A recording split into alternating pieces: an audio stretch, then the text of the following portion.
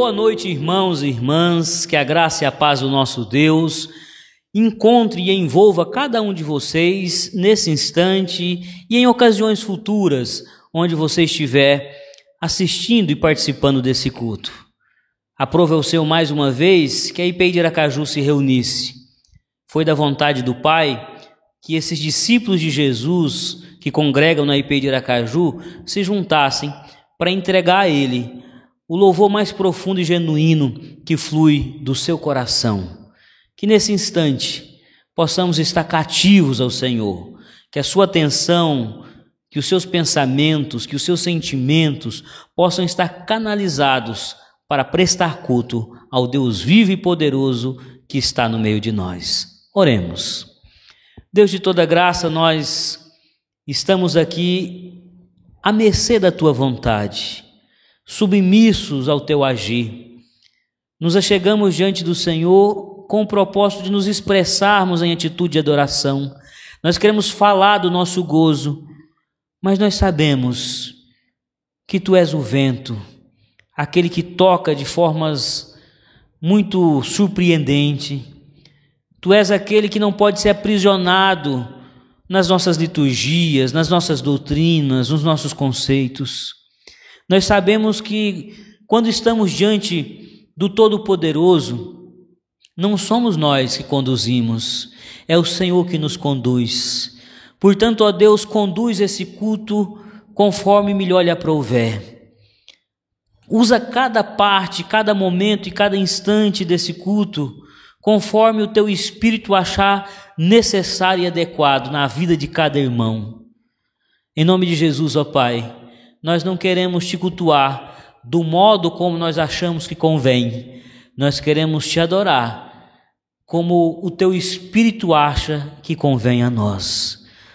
Toma cada um de nós, ilumina o nosso coração, unge os nossos lábios, unge o nosso coração e faz desse tempo um tempo de culto verdadeiro e não de ajuntamento solene, vazio de sentido, vazio de graça, vazio de vida e vazio da tua presença. Que em cada casa, que em cada lugar que os teus filhos estiverem invocando o teu nome, a tua presença se faça sentida. É assim que oramos, desde já te adorando e suplicando por direção e iluminação para esse culto, em nome de Jesus. Amém e amém. Louvemos ao nosso Deus.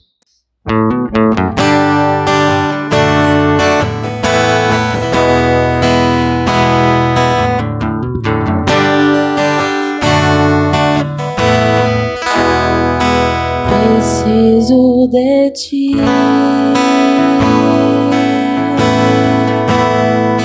preciso do teu perdão,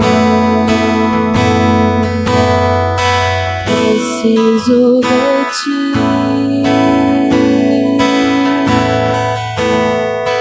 quebranta meu coração.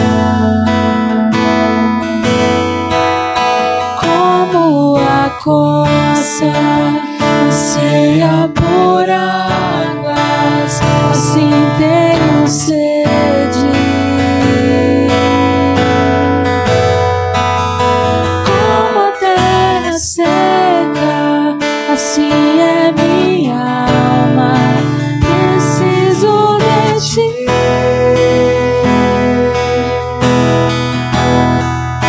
Distante de ti, Senhor, não posso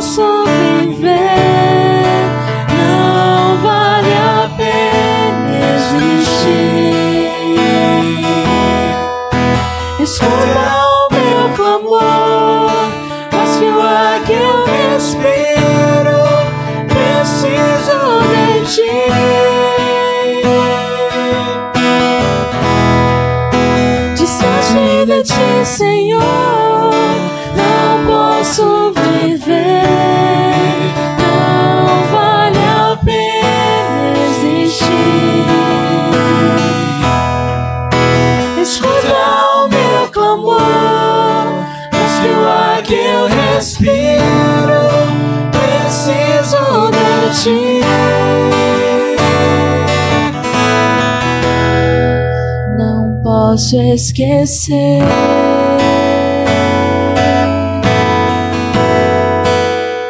o que fizeste por mim.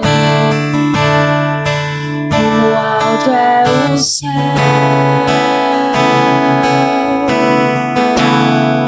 sua misericórdia é sem fim.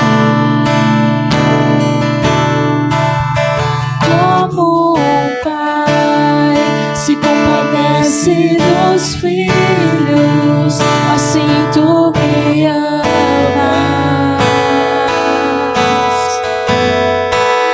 Afasta as minhas transgressões, preciso de ti.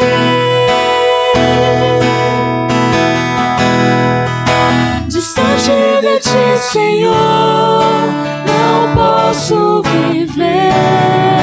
Não vale a pena existir.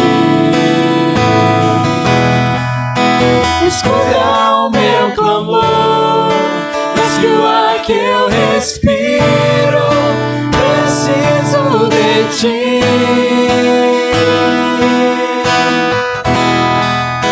Distante de ti, Senhor, não posso viver. Não vale a pena existir. Escuta o meu clamor, mas que o ar que eu respiro, preciso de ti.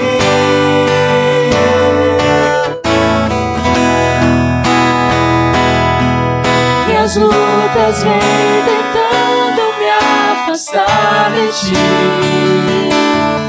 Frieza e escuridão procuram me cegar, mas eu não vou desistir. Ajuda-me, Senhor, eu quero permanecer contigo até o fim.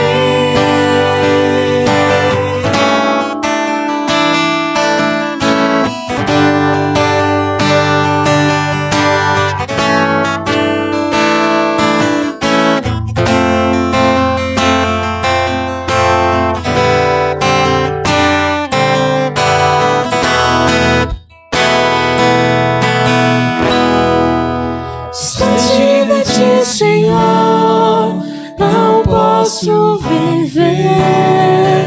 Não vale a pena existir.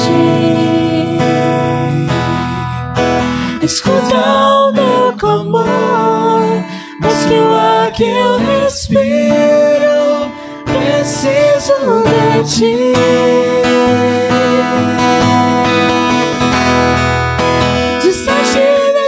Senhor, não posso viver. Não vale a pena existir. Escuta o meu clamor, mas que o ar que eu respiro, preciso de ti. Preciso de ti. Preciso de ti. Eu preciso de ti.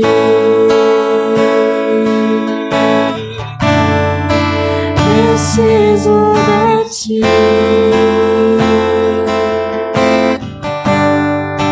Façamos juntos a leitura do Salmo 102, a partir do verso 11, onde nos diz assim as Sagradas Escrituras: Como a sombra que declina, assim os meus dias, eu me vou secando como a relva.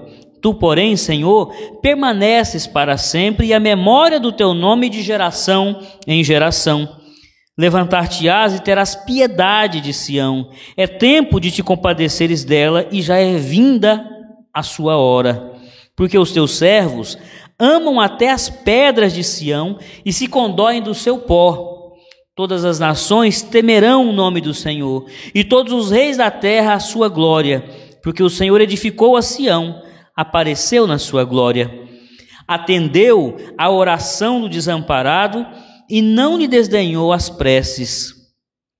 Ficará isto registrado para a geração futura, e um povo que há de ser criado louvará o Senhor, que o Senhor do alto do seu santuário, desde os céus, baixou vistas à terra para ouvir o gemido dos cativos e libertar os condenados à morte, a fim de que seja anunciado em Sião o nome do Senhor e o seu louvor em Jerusalém, quando se reunirem os povos e os reinos para servirem ao Senhor.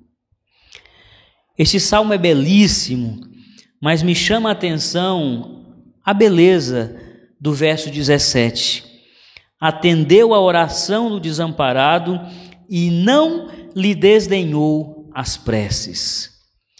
O nosso Deus não desdenha, não faz pouco caso, não trata com indiferença a dor, a luta, a dificuldade, o sofrimento de ninguém. Todos aqueles que se achegam diante dele, declarando a sua pequenez, falando da sua insuficiência para dar conta das lutas e dificuldades da vida, Deus ouve, Deus acolhe e Deus responde segundo a perfeição da sua vontade.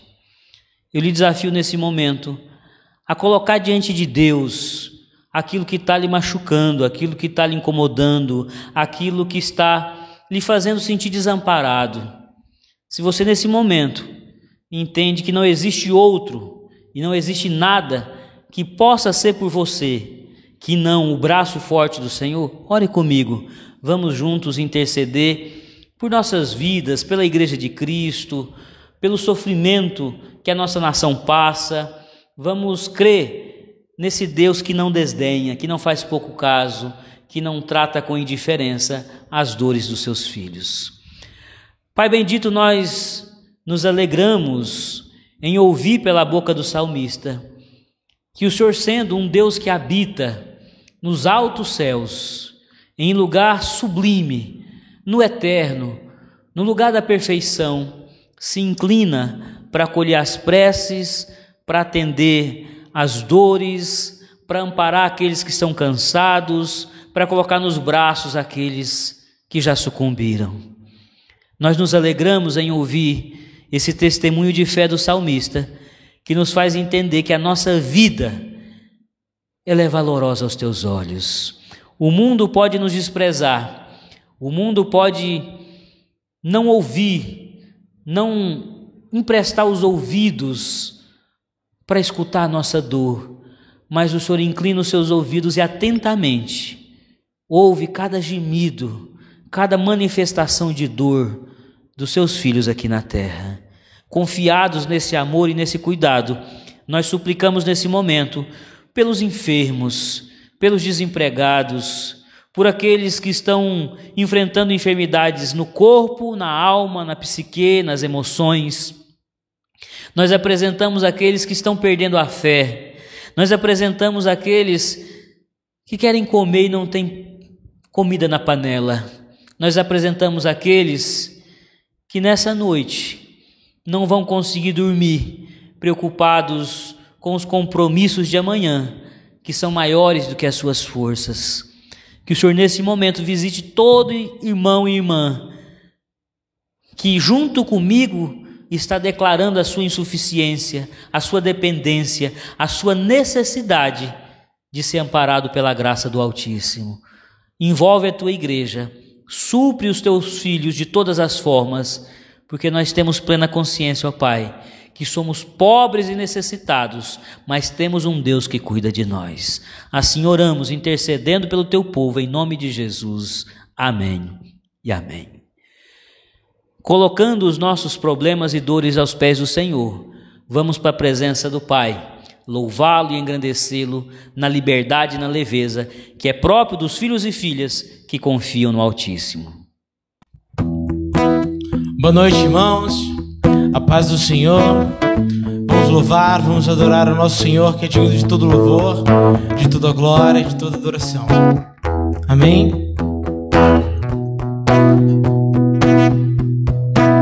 Eu sou grato por tudo tudo que tenho, o tesouro maior desse mundo me foi dado como herança eterna, maior prova de um amor tão profundo. Tenho vida, alegria em todo tempo. Tenho amigos, família, muitos irmãos. Foi Jesus, meu amigo verdadeiro, que fez tudo ao me dar a salvação. Louvarei ao Senhor em todo o tempo. Seu louvor estará continuamente em meus lábios e também no coração. Jesus Cristo será sempre minha canção.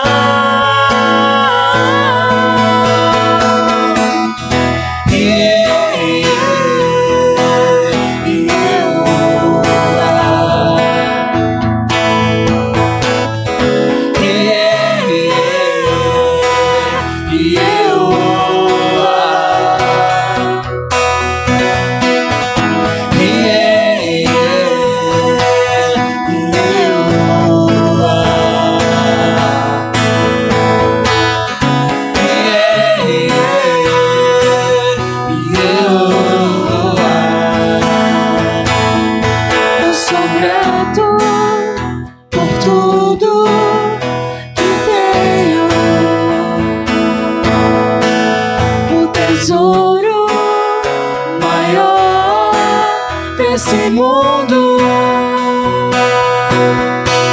me foi dado como herança eterna, maior prova de um amor tão profundo. Tenho vida, em todo tempo. Tenho amigos, família, muitos irmãos. Foi Jesus, meu amigo verdadeiro, que fez tudo ao me dar a salvação.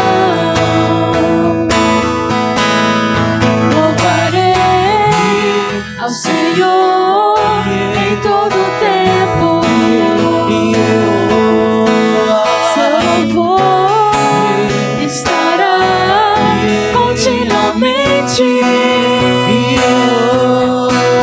em meus lábios e também no coração. Jesus Cristo será sempre minha canção.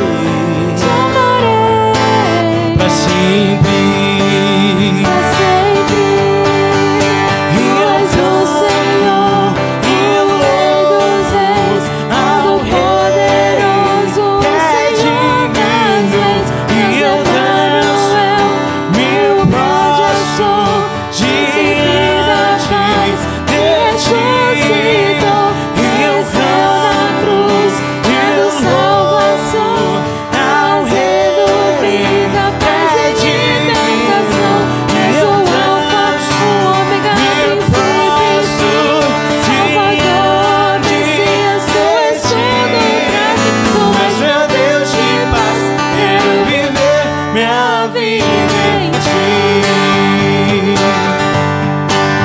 Tu és meu Deus de paz, quero viver minha vida em ti.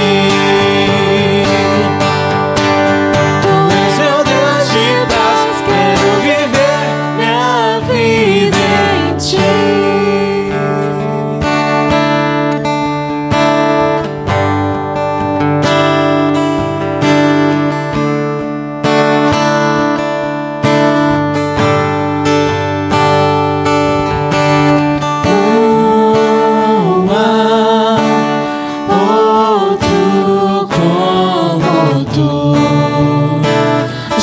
Tu és Deus, Tu és o maior,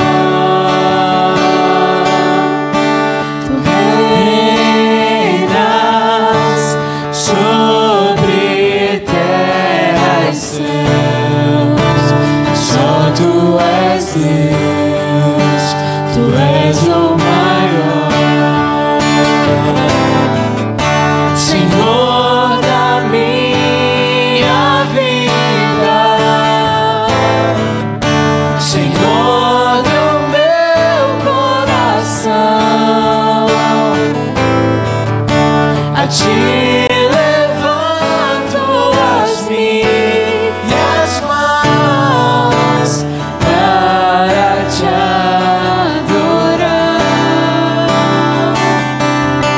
e sempre proclamar Teu nome é santo, o Teu nome é santo, Teu nome é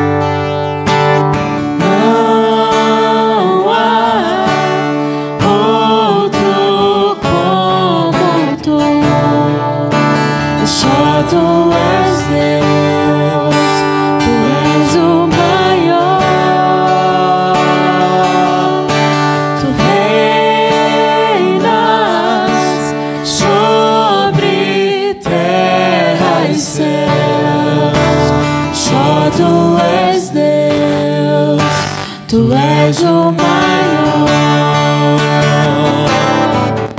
Senhor da minha vida, Senhor do meu coração. A Ti levanto as minhas mãos para Te adorar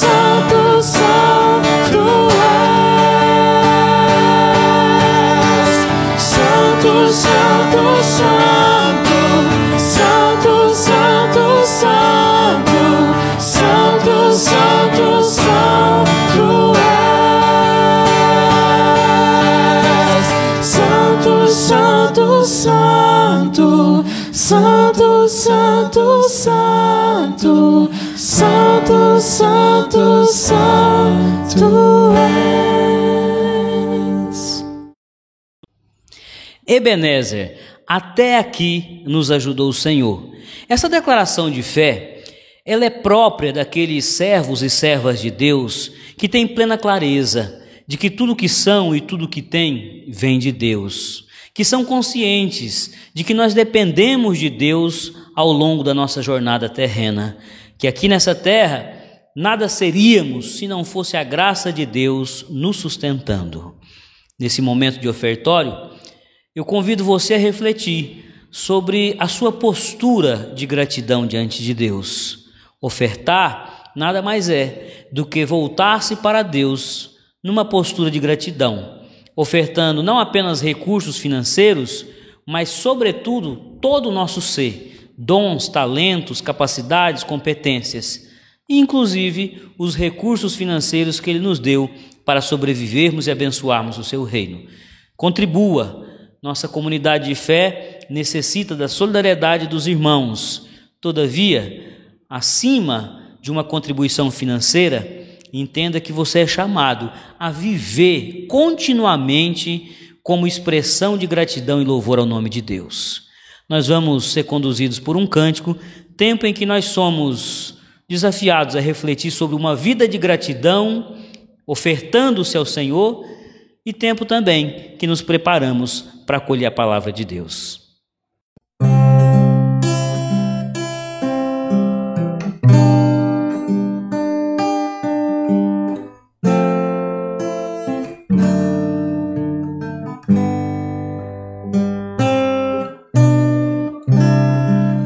Há de ter um lugar onde o tempo há de parar, onde a paz se faz real e o irreal amor não há não. Sei que há, pois Deus diz, e eu não posso duvidar, mesmo que eu não possa imaginar, espero-te, assim espero. Aleluia, aleluia, no céu eu vou morar. Aleluia, aleluia, pois Cristo vem me buscar.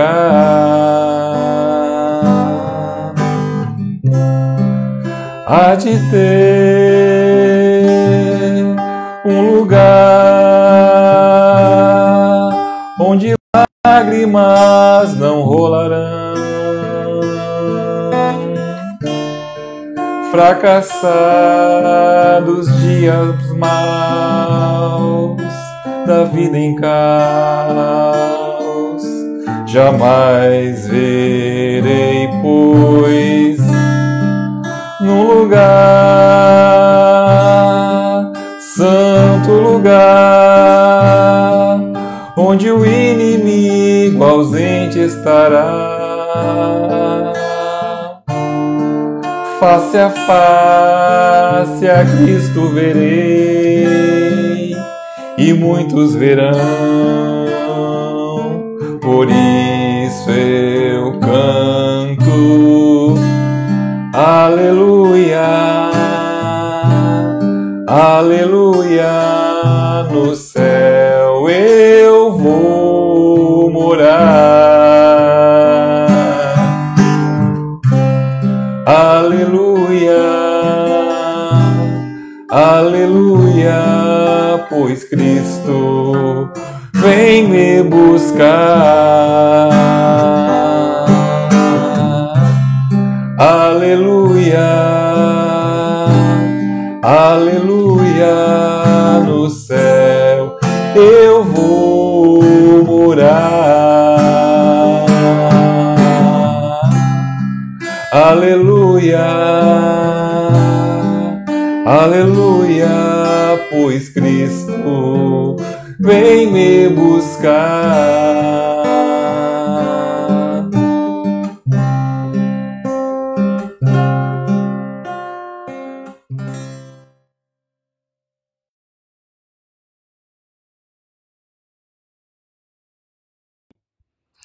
Meus irmãos, nós vamos dar continuidade à nossa série de mensagens que eu intitulei Espiritualidade conectando-se com o invisível.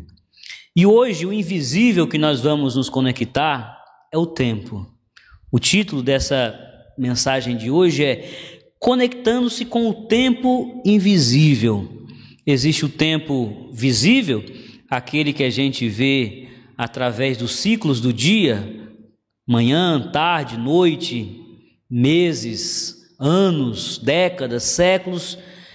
Esse tempo cronometrado por meio dos mecanismos artificiais ou pelos astros, esse é visível, mas existe um tempo invisível que na nossa espiritualidade nós devemos aprender com ele e nos situarmos diante dele. Convido você a abrir a sua Bíblia lá no Salmo 90, de onde nós partiremos para esta reflexão. Diz assim a palavra do nosso Deus: Senhor, Tu tens sido o nosso refúgio de geração em geração. Antes que os montes nascessem e se formassem a terra e o mundo, de eternidade a eternidade Tu és Deus. Tu reduzes o homem ao pó e dizes: tornai filhos dos homens, pois 1000 anos aos Teus olhos são como o dia de ontem que se foi e como a vigília da noite. Tu os arrastas na torrente, são como um sono, como a relva que floresce de madrugada viceja e floresce, à tarde murcha e seca. Pois somos consumidos pela Tua ira e pelo Teu furor conturbados. Diante de Ti puseste as nossas iniquidades e sob a luz do Teu rosto os nossos pecados ocultos, pois todos os nossos dias se passam na Tua ira. Acabam-se os nossos anos como um breve pensamento. A humanidade possui uma relação dúbia com o tempo. Para alguns, o tempo é um grande inimigo. É um algoz implacável, uma força implacável que nos rouba diariamente, paulatinamente, o vigor, a beleza e a própria vida. Mas para outros, o tempo é um aliado. Alguns, poeticamente, tratam o tempo, até de maneira romântica, como uma força que os abençoa, como uma força que os cuida. Você já deve ter ouvido expressões do tipo: o tempo cura tudo. Em verdade, o tempo não cura tudo. Existem mecanismos orgânicos e psicológicos de defesa que operam terapeuticamente para que possamos experimentar a cura no corpo, na alma. Existe outra expressão muito comum de louvor ao tempo que diz: o tempo leva embora as experiências ruins da vida. Há uma crença de que o tempo naturalmente vai retirando aquilo que a vida de ruim nos trouxe. Mágoas, tristezas, frustrações, dores diversas. Em verdade, o tempo acumula lixo dentro de nós. É natural que ao longo da vida tenhamos sim muitas frustrações, muitos dissabores, e isso tudo se acumula dentro de nós se continuamente não higienizarmos o nosso mundo interior, se a gente não jogar para fora tudo que existe de tóxico dentro de nós. Outra expressão muito comum é: o tempo me traz coisas boas. Uma crença de que o tempo é uma força benevolente que coloca na porta da nossa vida alguns presentes, algumas dádivas. A verdade é que, se não semearmos boas sementes, não vamos colher coisas boas. O apóstolo Paulo, escrevendo aos Gálatas, disse que aqueles que semeiam no Espírito colhem no Espírito, aqueles que semeiam na carne colhem na carne. Essa lei da semeadura, ela comporta exceções, mas em regra a vida segue esse fluxo. A gente semeia e colhe a partir da semeadura. Não é o tempo que abençoa generosamente, naturalmente a vida das pessoas. Inclusive aquela música dos Titãs, o acaso vai me proteger enquanto eu andar distraído, vai muito nessa direção. É como se bastasse eu ir andando assim, muito zen, muito relaxado, que em algum momento coisas boas vão acontecer para mim. O tempo se encarrega de me colocar num bom lugar. Não funciona assim a vida. Outra expressão de louvor ao tempo é: o tempo me ensinou, o tempo é o melhor professor. A verdade é que o tempo é um péssimo professor. Quanto mais o tempo passa, menos temos capacidade de aprendizagem. Você já deve ter ouvido aquele ditado popular que diz: não se ensina truque novo a cavalo velho. A sabedoria que está por trás desse adágio popular é a seguinte: a nossa capacidade cognitiva diminui na medida em que os anos vão passando. Em especial quando a gente se propõe a aprender uma coisa nova, que contesta e que refuta os conhecimentos já consolidados dentro de nós. Quanto mais ficamos velhos, mais nos apegamos às ideias, aos conceitos, às aprendizagens que já se consolidaram em nós. Mas, para alguns, o tempo ensina, não, o tempo é um péssimo professor. A música popular, ela também ilustra bem essa visão dúbia que o ser humano tem do tempo. Para alguns, algo bom, para outros, algo negativo. O Caetano Veloso, por exemplo, compôs uma música intitulada Oração ao Tempo, onde ele faz uma prece ao tempo. Diz assim: por seres tão inventivo e pareceres contínuo, tempo, tempo, tempo, tempo, és um dos deuses mais lindos, tempo, tempo, tempo. Para Caetano, o tempo é uma entidade divina, generosa, que cria novas realidades, que cria mundos, que propõe novidades para as pessoas. Já o grande Aldir Blanc, ele compôs uma música chamada Resposta ao Tempo. Essa música, ela constitui uma resposta do amor ao tempo. Na primeira parte da música, o tempo chega diante do amor, zombando do amor, escarnecendo do amor, desmerecendo o amor, e inclusive diz assim em um dos versos: amores terminam no escuro, sozinhos, mas o amor, por sua vez, dá a seguinte resposta: respondo que ele aprisiona e eu liberto, que ele adormece as paixões e eu desperto. Na sabedoria popular, na música popular, na poesia popular, no cancioneiro popular, existem visões divididas sobre o que é o tempo na vida do ser humano. Na academia, existe uma disposição de se interpretar o espírito do tempo. Existe uma palavra alemã, que eu não vou aqui me atrever a pronunciar, que significa justamente o espírito do tempo. E lá, nesses centros acadêmicos alemães, eles sempre prezaram por essa interpretação, precisar o espírito do nosso tempo. E o espírito do nosso tempo nada mais é do que um conjunto de características marcantes do nosso momento, da contemporaneidade.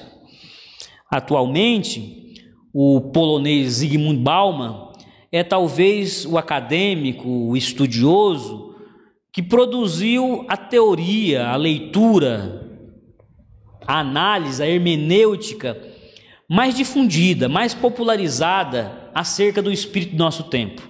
Para Zygmunt Bauman, o nosso tempo se caracteriza pela liquidez. O espírito do nosso tempo é a liquidez. As coisas são líquidas. E as coisas líquidas, as coisas que estão no estado de líquido, elas não têm forma fixa, elas obviamente estão longe de serem sólidas, e elas se adequam, elas se adaptam, elas mudam de direção muito rapidamente. Imagine, por exemplo, que você tem uma porção de água e decide colocar em diferentes recipientes, num vaso redondo, oval, num vaso triangular. Esse líquido vai se adequar, ele vai se adaptar, ele vai entrar nesses recipientes com perfeição. Já aquilo que é sólido não se encaixa em qualquer forma, em qualquer lugar, em qualquer ambiente. Então Zygmunt Bauman diz que o espírito do nosso tempo é a liquidez. A ética é líquida. A minha ética é uma aqui para se adaptar a esse contexto, mas pode ser outra ali, pode ser outra acolá. O meu amor, o amor é líquido, o amor ele tem uma forma, o amor tem uma essência aqui, muda de essência, muda de forma, muda de característica lá na frente. Então nada é permanente, tudo é provisório, tudo é relativo, tudo está em constante mutação.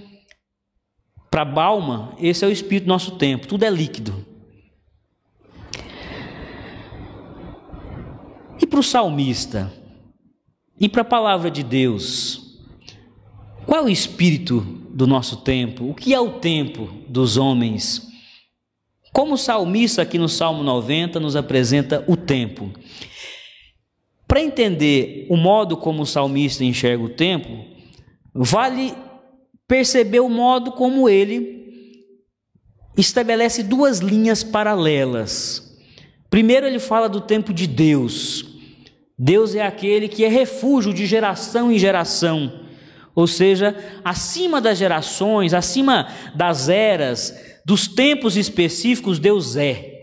E isso fica ainda mais claro no verso 2, quando ele diz: antes que nascessem os montes, antes que se formassem a terra e o mundo, de eternidade a eternidade, tu és Deus.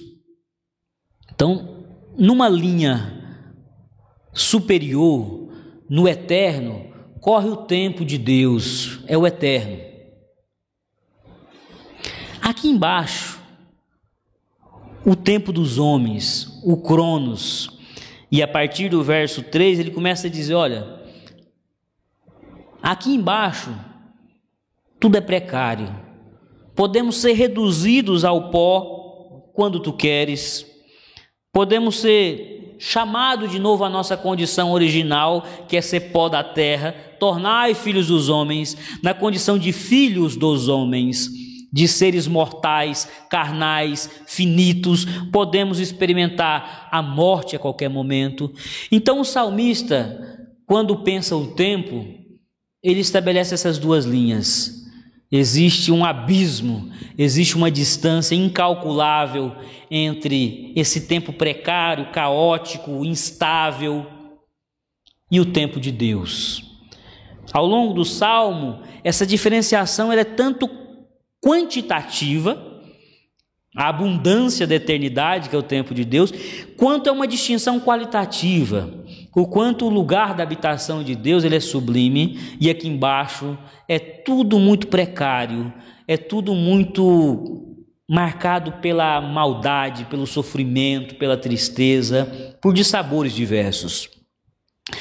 Portanto, o que é o tempo para o salmista? O tempo é algo que você deve enxergar a partir desse fator, que é o tempo invisível, o eterno. O tempo para o salmista não pode ser pensado apenas a partir de categorias filosóficas, sociológicas, antropológicas, climáticas. Não são os astros que vão definir o tempo, não são os mecanismos de aferição do tempo que o homem criou, o relógio, o cronômetro. Para o salmista, o tempo é aquilo que nós conseguimos enxergar em comparação, em perspectiva com o tempo de Deus. E quando o salmista olha para o tempo de Deus, para esse lugar de perfeição, onde a vontade de Deus é plena, onde ele existe de uma maneira absolutamente sublime, sem as imperfeições, sem as impurezas, sem a sujeira que é própria desse mundo mal, quando ele olha para esse lugar que é a eternidade e olha para o Cronos, ele tem a seguinte constatação. Primeira constatação do salmista sobre o tempo dos homens. O tempo dos homens é um tempo de vulnerabilidade. Nós estamos aqui à mercê das intempéries. Isso ele diz muito claramente a partir do verso 6, quando ele faz uma comparação da nossa condição, do nosso tempo, com a relva, com a vegetação. De madrugada, quando cai o sereno, viceja, fica bonita, fica verde, floresce, mas à tarde, sob a luz, sob a ação causticante do sol, sob a luz do sol, murcha, seca. Então, para o salmista, a nossa condição é vulnerável. Vivemos ciclos muito rápidos, as mudanças são muito dinâmicas na vida, estamos confortáveis numa situação, achamos que estamos controlando toda a situação. Repentinamente, coisas inimagináveis, impensáveis acontecem. É impossível ter controle de todos os fatores aqui na Terra. Esse é um sonho que o homem tem, que é controlar todas as variáveis de maneira tal que ele nunca é surpreendido. Isso é impossível. Nós somos surpreendidos o tempo todo. Aqui embaixo, no tempo dos homens, no Cronos, as surpresas são constantes, nem sempre boas, nem sempre maravilhosas. Então o salmista olha para a estabilidade do tempo de Deus, onde ele existe de uma maneira perfeita, ele nada precisa. O nosso Deus é Deus porque ele não precisa de nada fora dele para existir. Ao contrário de nós, que somos absolutamente vulneráveis, estamos à mercê de muitos fatores aqui na Terra, muitos incompreensíveis. Mas o salmista entende que nessa condição vulnerável, o Eterno nos visita. Eu disse que são linhas paralelas. Ele apresenta o tempo como linhas paralelas, mas segundo o salmista, essas linhas se tocam. E ele justamente entende que o Eterno toca o Cronos, toca o tempo dos homens, em especial quando esse ser humano se propõe a confessar sua vulnerabilidade, a declarar diante de Deus que ele não é competente, ele não é habilidoso o suficiente para gerir a própria vida. Ele não consegue controlar todas as variáveis.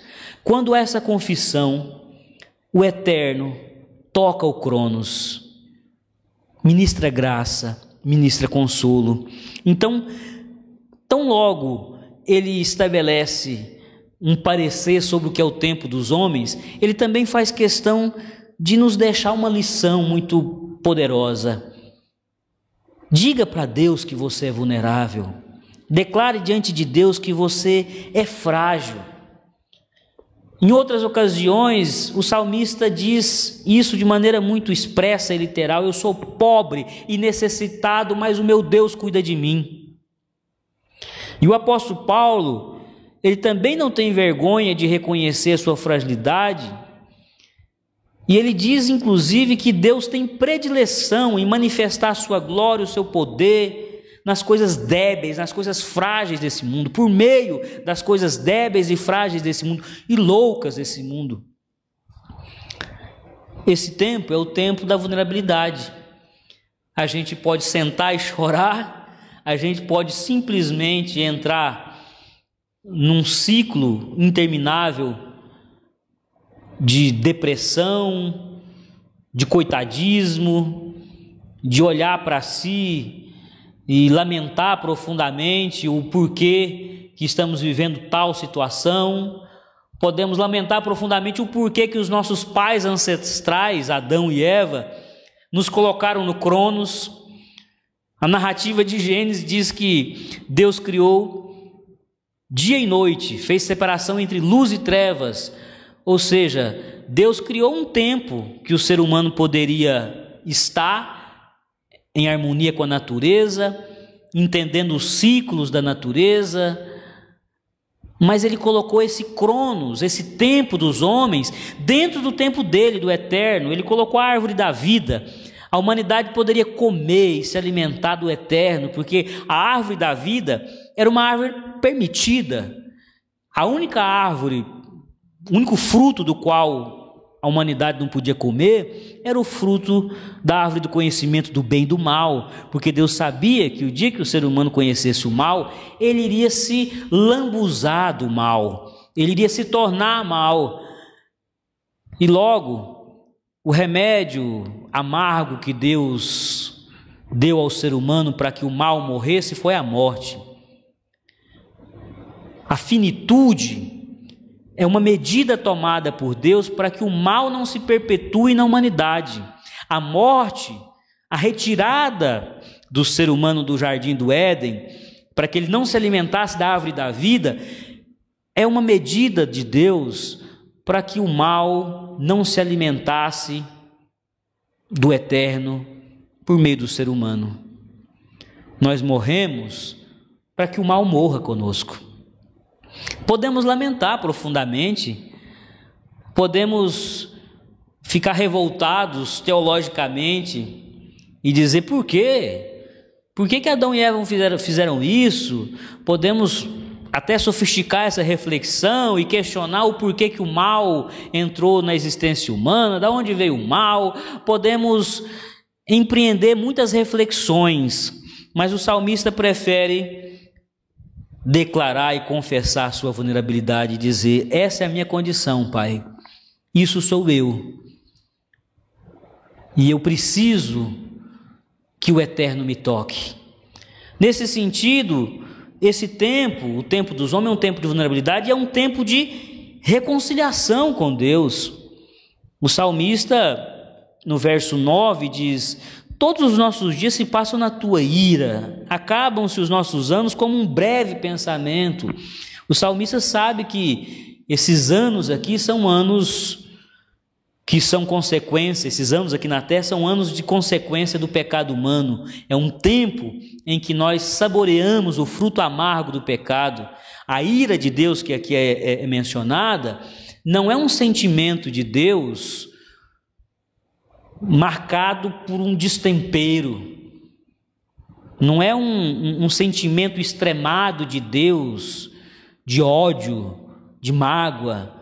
Ira é sempre, nas Sagradas Escrituras, a ira de Deus é sempre uma ação justa da parte de Deus em resposta a uma postura pecaminosa da humanidade. O salmista sabe que esse nosso tempo aqui na terra, o Cronos, é consequência dessa saída do Cronos de dentro da eternidade. O tempo dos homens foi deslocado para fora do tempo de Deus, e fora do tempo de Deus, passamos os nossos dias assim, conturbados, atônitos, perplexos e desejosos de voltar para aquela dimensão de existência onde havia segurança, onde havia cuidado. Estávamos na esfera do cuidado de Deus quando nos alimentávamos de eternidade, quando estávamos debaixo do cuidado e da tutela do nosso Deus. Esse tempo é um tempo de reconciliação, é um tempo de nos voltarmos para Deus. E no versículo 12, o salmista pede isso: ensina-nos a contar os nossos dias para que alcancemos coração sábio. Coração sábio é coração obediente, é coração que teme a Deus, é coração que se submete a Deus.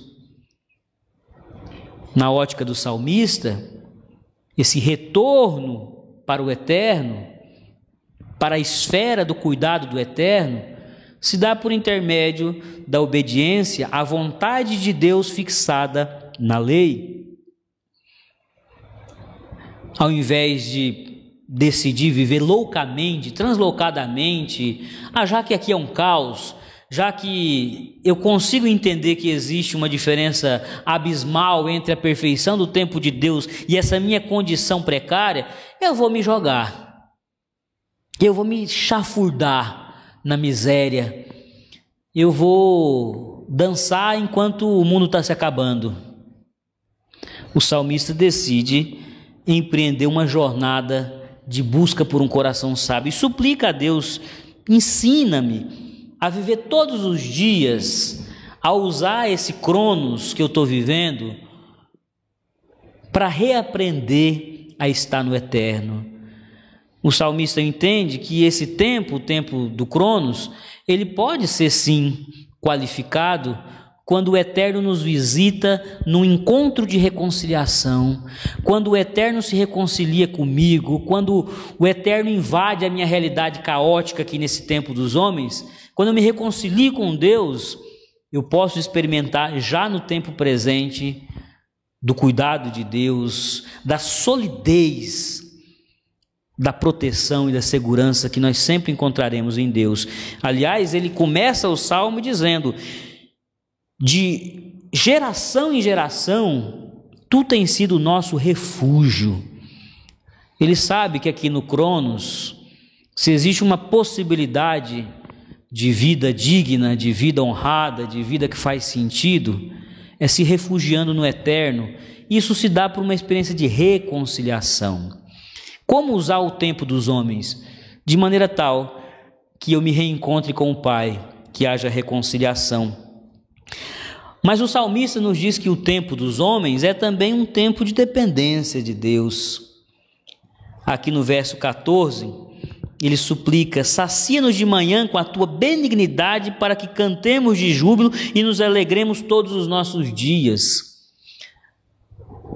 Há uma clareza na fé e na espiritualidade do salmista de que, mais do que reconciliado com Deus, é preciso viver em dependência de Deus para que haja possibilidade desse nosso tempo ser um pouquinho mais alegre, de termos um gozo profundo, de termos um júbilo real.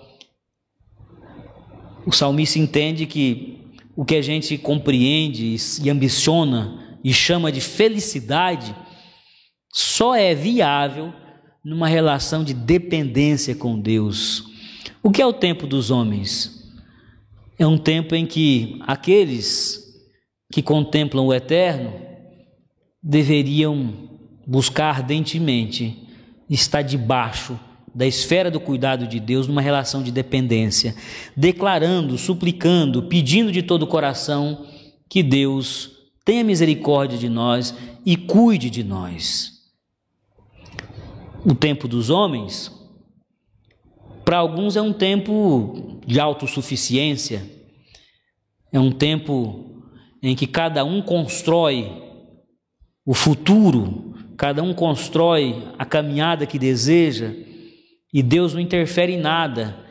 Para alguns aqui é um tempo muito profano, é um tempo desvencilhado, desconectado de qualquer sacralidade. Então, para aqueles que vivem nesse tempo, achando que as coisas transcorrem nessa nossa jornada terrena apenas a partir de uma lógica carnal, uma lógica racional, onde o que eu posso fazer é o que se estabelece, o que a minha vontade determina é o que se estabelece, esses que optam por uma caminhada agnóstica, onde há uma negação, ou o agnosticismo não descrê em Deus, mas diz que não é possível afirmar que Ele existe, ou uma jornada quase que propriamente ateia. Aqueles que acham que o mundo e esse tempo, ele é totalmente vazio de sacralidade, de uma divindade que toca a nossa existência, podem achar que não faz sentido depender de um Deus, de uma força divina, aqueles que negam a possibilidade de ter alguma força soberana, divina atuando nesse mundo, vão dizer: não, depender de Deus é bobagem. O que é depender de Deus? Depender de Deus é confiar exclusivamente na providência de Deus, é não crer que os recursos próprios são capazes de fazer frente às dificuldades, às lutas, aos obstáculos dessa vida. Aqueles que desdenham da existência de Deus e tratam esse tempo como se fosse um tempo exclusivamente dos homens, onde o eterno não nos toca, o eterno não invade a nossa realidade, esses não entendem que faz sentido depender de Deus. Pelo contrário, acham uma postura infantil. Alguém que diz: eu sou um cristão, eu sou um homem de fé, eu dependo exclusivamente do que Deus ministra sobre mim em termos de graça, providência. Aqueles que olham para esse comportamento numa ótica agnóstica ou ateia, vão dizer: vocês são infantis, imaturos, vocês são medíocres, eu é que faço, eu é que construo os meus caminhos. Mas o salmista tem clareza que aqui no Cronos é tolo aquele que pensa que pode consolidar um projeto de vida feliz, plena, cheia de gozo, sem estar numa relação de dependência de Deus. Ele sacia-nos de manhã, verso 14, nos primeiros momentos, alimenta, logo no comecinho da minha jornada diária, o meu coração com a sua benignidade. Na ótica do salmista, bondade, o bem no seu estado mais puro, nós só alcançamos em Deus. Tiago nos diz que todo dom perfeito e toda boa dádiva vem do Pai, do alto, do Pai das luzes. E isso está no coração do salmista.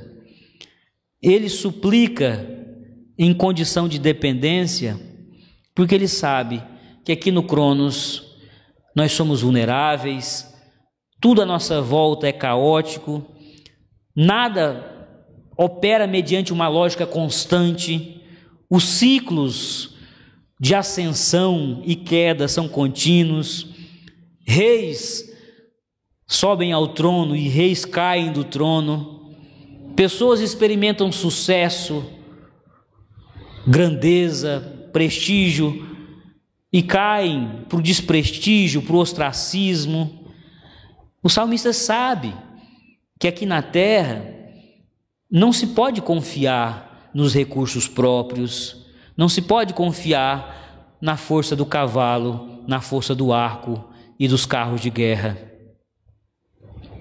Ele sabe que tem que depender de Deus, por isso ele sacia de manhã com benignidade, que é a tua bondade, ó Pai, que o bem que emana de ti me visite aqui nesse meu tempo tão movediço, nesse meu tempo onde a gente está caminhando e já pode afundar a qualquer momento. Traz a solidez da tua bondade e me envolve. Coloca-me sobre a rocha firme da tua bondade. O bem mais puro, a bondade mais genuína é a que vem de Deus. Jesus disse isso ao jovem rico, quando o jovem rico, bajulando o Senhor, disse: bom mestre. E Jesus disse: por que me chamas bom? Ou seja, Jesus está dizendo: se você de fato cresce que eu sou Deus, faria sentido você me chamar de bom.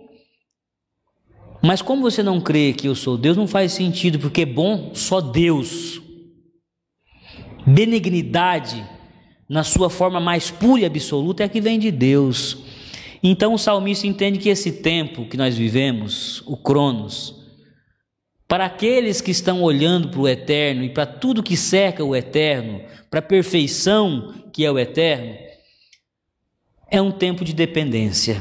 Eu tenho que depender de Deus para que eu possa ter uma vida de gozo, uma vida de felicidade, uma vida de alegria. Ele diz: e faça isso para que cantemos de júbilo e nos alegremos todos os nossos dias. O nosso louvor, a nossa adoração, inclusive, depende de Deus. A alegria vem do Senhor. Os motivos mais sublimes de louvor e adoração são aqueles que vêm de Deus. Não é a sua conta corrente, não é a sua saúde perfeita, não é a sua ordem familiar estável, não é o seu casamento igualmente estável. A minha alegria, o meu gozo é porque o meu Deus, Ele está comigo. A presença de Deus, ela é real em minha vida. O salmista queria se reconciliar com Deus, ele queria estar com o coração cada vez mais cheio de sabedoria que aproxima de Deus, porque ele entendia que é preciso depender de Deus nessa terra. Longe de Deus, nós somos presas fáceis. Longe de Deus, nós estamos fadados ao fracasso retumbante. O salmista, olhando para o tempo de Deus, para o eterno, nos diria que esse tempo é um tempo de produzir legado. Ele olha para aquilo que é a condição eterna de Deus e diz: vamos aqui na terra trabalhar de maneira tal que a glória de Deus esteja presente aqui. Verso 17, verso 16: aos teus servos apareçam as tuas obras e a seus filhos a tua glória. Seja sobre nós a graça do Senhor nosso Deus, confirma sobre nós as obras das nossas mãos. Sim, confirma as obras das nossas mãos. Para o salmista, esse é um tempo em que nós devemos produzir um legado, nós devemos antecipar e deixar para as próximas gerações que nos sucederem um mundo, uma comunidade, no caso do salmista, uma nação, que seja eivada da glória de Deus. Repito mais uma vez, ele não olha para o caos do nosso tempo e diz: isso não tem jeito, eu vou me lançar na mesma lógica de perversidade, de perdição e depravação. Ele diz: não, me abençoa, Senhor, para que com esse coração sábio, dependendo de Ti, eu possa produzir, eu possa deixar uma descendência, eu possa contribuir para que a nação, eles eram nacionalistas, para que a minha nação proclame a Sua glória, manifeste a Sua glória. Confirma as obras das minhas mãos. A gente precisa entender que esse é um tempo de produzir. Nós que somos cristãos, nós que fomos impactados pela boa nova do reino, sabemos que o reino já está presente. Ainda não na sua plenitude, mas ele já está presente. Esse é um tempo de plantar o reino de Deus aqui na terra. Infelizmente, o salmista ainda não tinha entendido, porque Cristo ainda não havia se encarnado, habitado entre nós, morrido na cruz, ressuscitado ao terceiro dia e enviado o seu Espírito, como esses acontecimentos que se desdobraram da encarnação de Jesus ainda não havia ocorrido, o salmista não tinha clareza de que mais do que linhas que se tocam, o eterno e o cronos se fundiram em Jesus. Para o salmista, Deus é aquele que visita, é o eterno que vem ao cronos pontualmente, que vem, abençoa, que vem, capacita, que vem e empodera, mas pontualmente. Nós sabemos que Jesus de Nazaré é Emanuel, é Deus entre nós, é o Deus que veio, é o eterno que veio e veio para ficar. E hoje o eterno habita em nós até a consumação dos séculos. E nada e nem ninguém pode tirar o amor de Deus que habita em nós por meio de Jesus, por meio do Espírito Santo. Nada pode nos tirar da casa do Pai. A morada eterna que Jesus nos preparou, nós já desfrutamos dela, porque estamos nele e estamos no Pai. O salmista, nesse momento, ele trata o tempo como duas linhas paralelas, o eterno e o tempo dos homens.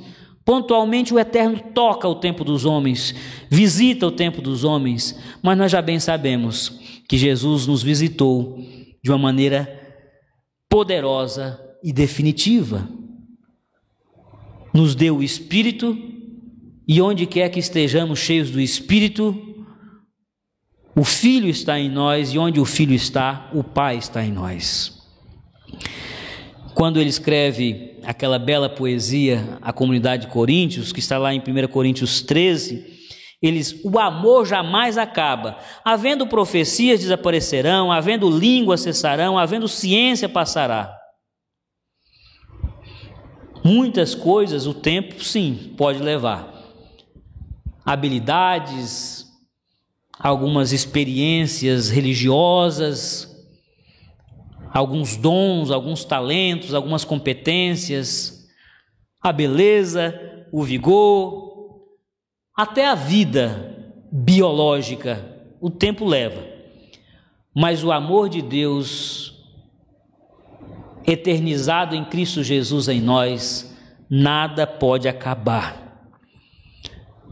No verso 13 do capítulo 13 da primeira carta aos Coríntios, o apóstolo Paulo diz: agora, pois, permanecem a fé, a esperança e o amor. Estes três, porém o maior destes é o amor. Esse não se finda. E quando ele escreve aos Romanos, ele diz: quem nos separará do amor de Deus? Altura, profundidade, coisas do presente, coisas do porvir, poderes, nada nos separará do amor de Deus. O salmista tinha clareza que o nosso Deus amava o seu povo e o visitava, inundando o Cronos com eternidade, pontualmente. Nós temos clareza que Deus nos ama radicalmente, de maneira tal que o Eterno nunca mais sairá da nossa existência. O tempo, o Cronos, nos faz fechar os olhos aqui nessa realidade, mas o Eterno nos faz abrir os olhos numa outra dimensão, na dimensão onde tudo é perfeito, onde não existe dor, onde não existe injustiça, onde todos têm o suficiente, porque todos têm a presença do Pai de maneira abundante e eterna. Que Deus nos abençoe, que você, enquanto homem e mulher espiritual, saiba ler o tempo. O tempo não é esse que está correndo no seu relógio. O tempo não é esse que está me fazendo correr com o sermão para tentar encerrar antes que vocês me abandonem aqui falando sozinho. O tempo é aquilo que nós enxergamos à luz do tempo de Deus. É o meu tempo presente ressignificado pelo tempo de Deus. O tempo, ele é rico quanto mais eu conseguir enxergar o invisível, o eterno inundando a minha realidade caótica. O tempo, o meu tempo aqui na terra, o tempo dos homens, o tempo das mulheres, ele às vezes tem uma aparência, uma concretude de ser muito bom. A gente se encanta pelo brilho, a gente se encanta por alguns prazeres efêmeros desse tempo presente. Mas quando olhamos para o eterno e para os tesouros que são próprios daqueles que estão no eterno, a gente olha para esse tempo e diz: tudo é pobre, tudo é precário, tudo é pequeno, tudo é sujo, tudo é aquém do que Deus tem preparado para mim. Afinal de contas, tal qual nos disse o apóstolo Paulo, nem olhos viram e nem ouvidos ouviram aquilo que tem preparado para aqueles que amam, que creem, que acolhem, que abraçam o Deus que se revelou em Jesus Cristo. Que Deus nos abençoe. Esse é um tempo de vulnerabilidade e de confissão. Esse é um tempo de reconciliação por meio de um coração que cada vez mais se torna sábio, vivendo na imitação do Filho de Deus, Jesus Cristo de Nazaré. Esse é um tempo em que nós ou dependemos do Pai, ou viveremos crises profundas de falta de sentido. Ou a gente entende que é hora de trabalhar em Cristo e para Cristo, para que outras pessoas olhem para esse mundo e vejam a glória de Deus, ou cada vez mais o nosso tempo será um tempo perdido. Aprenda a contar os seus dias na presença de Deus. Que Deus lhe abençoe.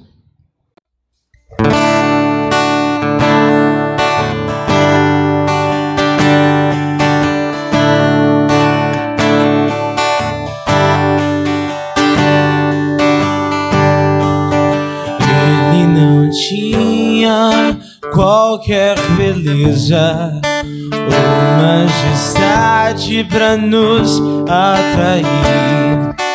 Nada havia em sua aparência para o desejarmos. Mas rejeitado dentre os homens, ainda assim carregou nossas dores. O seu castigo nos traz paz, e a esperança não se esvai. A oferta pela culpa ele ofereceu para satisfazer o Criador. Ele morreu para que a sua luz em nós pudesse brilhar. O Filho do amor se entregou em nosso lugar.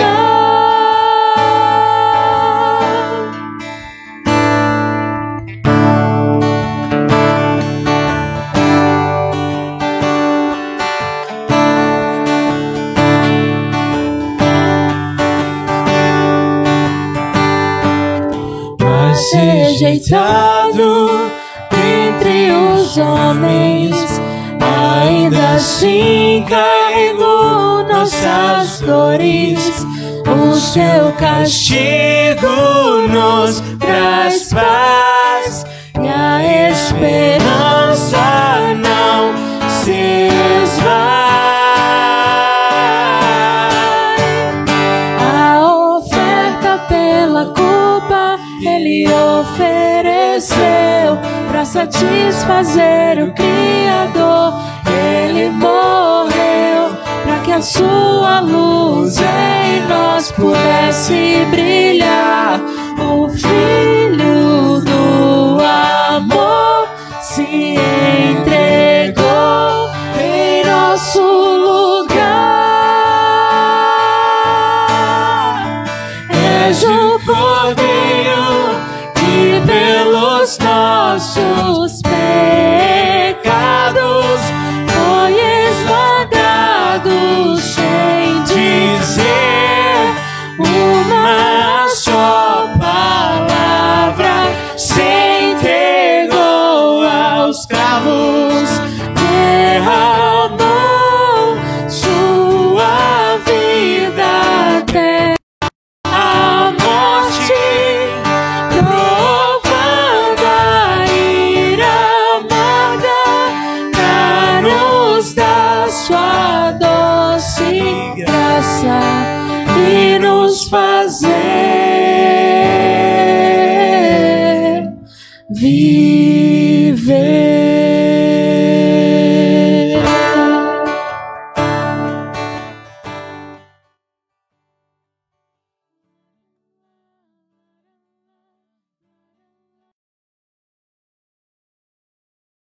Graça e paz aos irmãos da IPI de Aracaju. Hoje a minha família vem, através da palavra do bom samaritano, transmitir algo de importante para todos nós, que é ajudar o próximo, estar próximo das pessoas e ver a importância da ajuda que a gente pode dar ao outro, para que nesse período difícil, com união e com o seguimento da palavra, possamos seguir adiante. Passo a palavra para Giovana, para que possa falar algo também aos nossos irmãos da IPI de Aracaju. Ó, pessoal da igreja. Tô aqui no sofá aqui, com a mamãe e o papai. Legal. Agora a mamãe vai ler a Bíblia, tá certo? Certo. Vamos ler hoje, vamos falar sobre a parábola do bom samaritano. Está em Lucas 10, do 25 ao 37. E eis que certo homem, intérprete da lei, se levantou com o intuito de pôr Jesus à prova e disse-lhe: Mestre, que farei para herdar a vida eterna? Então Jesus lhe perguntou: Que está escrito na lei? Como interpretas? A isto ele respondeu: Amarás o Senhor teu Deus de todo o teu coração, de toda a tua alma, de todas as tuas forças e de todo o teu entendimento. Amarás o teu próximo como a ti mesmo. Então Jesus lhe disse: Respondeste corretamente, faze isto e viverás. Ele, porém, querendo justificar-se, perguntou a Jesus: Quem é o meu próximo? Jesus prosseguiu dizendo: Certo homem descia de Jerusalém para Jericó, e veio a cair em mão de salteadores, os quais, depois de tudo lhe roubarem e lhe causarem muitos ferimentos, retiraram-se, deixando-o semi-morto. Casualmente, descia um sacerdote por aquele mesmo caminho, e vendo-o, passou de largo. Semelhantemente, um levita descia por aquele lugar, e vendo-o, também passou de largo. Certo samaritano, que seguia o seu caminho, passou-lhe perto, e vendo, compadeceu-se dele. E chegando-se, pensou-lhes os ferimentos, aplicando-lhes óleo e vinho, colocando-o sobre o seu próprio animal, levou-o para uma hospedagem e tratou dele. No dia seguinte, tirou 2 denários e os entregou ao hospedeiro, dizendo: Cuida deste homem. E se alguma coisa gastares a mais, eu te indenizarei quando voltar. Qual desses 3 te parece ter sido o próximo do homem que caiu nas mãos dos salteadores? Respondeu-lhe o intérprete da lei: O que usou de misericórdia para com ele. Então lhe disse: Vai e procede tu de igual modo. Então, pessoal, a palavra de hoje fala sobre a parábola do bom samaritano, né, onde Jesus nos exorta a amar ao próximo. Né? E a gente está vivendo esse momento de pandemia, um momento muito difícil, onde muitos estão passando por momentos difíceis financeiramente, emocionalmente e espiritualmente. Então nós devemos fazer uma ligação, ajudar de alguma forma, né? Ou com alguma ajuda financeira, doando alimentos, ou ligando para algum irmão, ou até mesmo orando por aqueles que estão enfermos, por aqueles que perderam seus entes queridos. É hora, pessoal, da gente se unir e da gente poder ajudar uns aos outros, né? Essa é a exortação do nosso Deus e é o desejo da nossa família, que a gente se mantenha sempre unido, que a gente possa estar sempre servindo ao Senhor, ajudando ao próximo. Agora eu vou perguntar a Giovana. Giovana, o que você entendeu da parábola do bom samaritano? O que foi que aconteceu? Primeiro, os homens maus fizeram o quê? Bateram neles. Bateram um homem, não foi? E depois, quem foi que passou por perto dele, por esse homem que apanhou? Foi o sacerdote. E ele ajudou o homem? Não. Ele passou longe. Passou longe. E depois, quem foi que veio ajudar o homem? Foi o Vita. E ele ajudou? Não, também não. Também não ajudou, né? E quem foi que ajudou? O terceiro homem, quem foi? Foi o? Um bom samaritano. E o que foi que ele fez? Ele tirou as feridas. E ajudou o homem, não foi? E o que a gente pode entender dessa parábola de Jesus? Que a gente deve sempre amar o nosso próximo. Né? Que esse é o nosso que Jesus pediu para nós, não é? Vamos cantar a musiquinha? Como é? 5 letras maravilhosas que são, 5 letras maravilhosas que são, J-E-S-U-S-J-E-S-U-S-J-E, S-U-S de Jesus. 3 palavrinhas só, eu aprendi de cor. 3 palavrinhas só, eu aprendi de cor. Tra la la la la la. Dê tchau, pessoal. Manda um beijo. Tchau. Tchau, pessoal. Tchau. Somos peregrinos que caminham com a cabeça no eterno e os pés aqui na terra. No momento em que tirarmos a nossa cabeça da eternidade, tropeçaremos aqui na terra. Mas no momento em que decidirmos tirarmos os pés da terra, deixaremos de ser uma manifestação da glória de Deus aqui na terra. Que você possa ser a presença do eterno onde você estiver. Que você, na condição de morada de Deus, de casa de Deus, possa ser manifestação da glória de Deus onde você estiver. Essa é a nossa missão, é semearmos eternidade aqui no Cronos. Para tanto, precisamos da bênção, precisamos da capacitação do alto. E eu vou rogar nesse instante que o Senhor nos abençoe. Que a graça do nosso Senhor e Salvador Jesus Cristo, que o amor do Deus Pai e que a comunhão e a consolação do Espírito Santo de Deus repouse sobre a IPI de Aracaju, comunidade de fé, e sobre todo o povo de Deus espalhado pela face da terra, hoje e sempre. Amém. Amém, meus irmãos. É findo mais um tempo de culto e de adoração coletiva. Incumbe a você ser um instrumento de louvor pela vida. Eu lhe envio para que você frutifique e dê frutos dignos do eterno que habita em você. Fique em casa, descanse no seu Deus. O Senhor é conosco.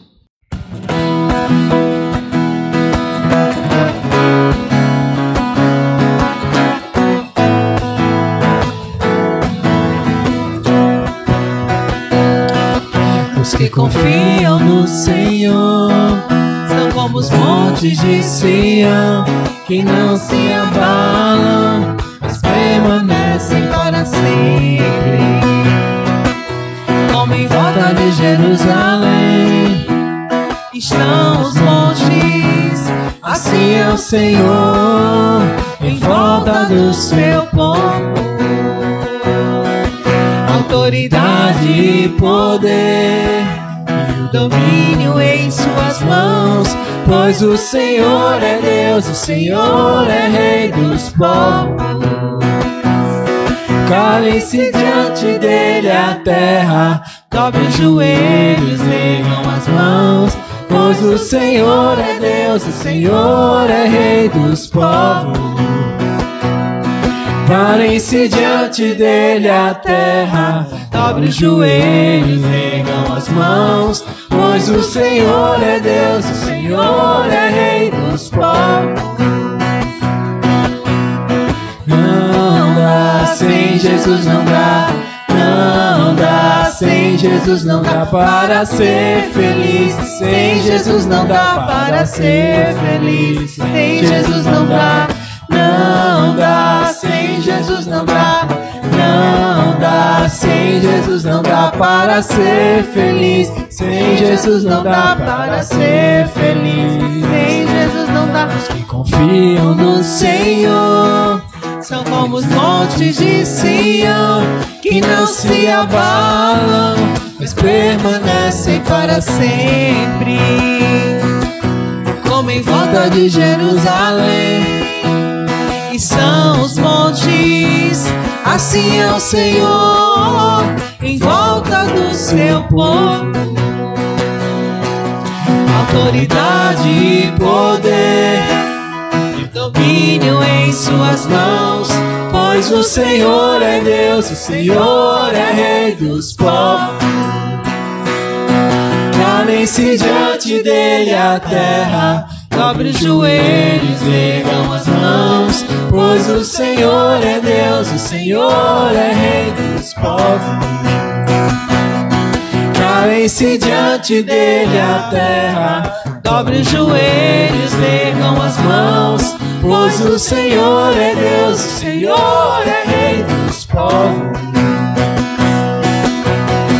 Não dá, sem Jesus não dá, não dá, sem Jesus não dá para ser feliz, sem Jesus não dá para ser feliz, sem Jesus não dá, não dá, sem Jesus não dá, não Não dá, sem Jesus não dá para ser feliz. Sem Jesus não dá para ser feliz. Sem Jesus não dá, não